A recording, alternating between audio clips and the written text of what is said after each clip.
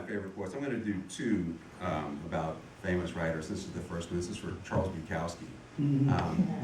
He's a guy I go back to, not to everyone's taste, I'll admit, but he's a guy I go back to when I kind of get, too gunked up, when I want something clean and straight and pure and not overcomplicated. Bukowski kind of gets me back on track. So this is a poem for Charles Bukowski. It's called Driving Nails. Bukowski is like casually driving nails. It seems oxymoronic, piercing steel shafts through wood with ease, but he swing a long-handled hammer, head to head, hammer to nail, steady, smooth, master motion, always on target. Simple lines locked together with precision. Honest emotion, brutal and tender as a Dear John letter. Each word casually nailed into the only space it fits.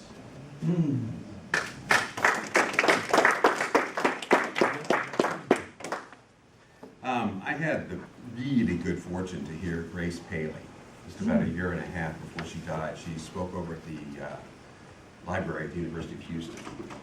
And Grace Paley was a little bitty Jewish granny from Brooklyn. And it took about 10 seconds for you to figure that out without anybody telling you. And she was about as smooth as barbed wire and didn't mind letting you know. Really good with dialogue and with voices. And she was talking to us about being a writer, and this was her advice. So I just kind of liked it enough that I wrote it up in a poem. It's called Graceful. I've taken to taking Grace Paley's advice at home and when I wander. If you want to be a writer, she said, you must always carry a pen.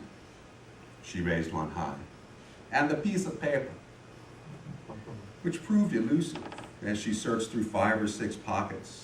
Until she drew from her skirt a scrap and at arm's length examined. Well, that's a $20 bill, she said. But I guess you could write in the margins.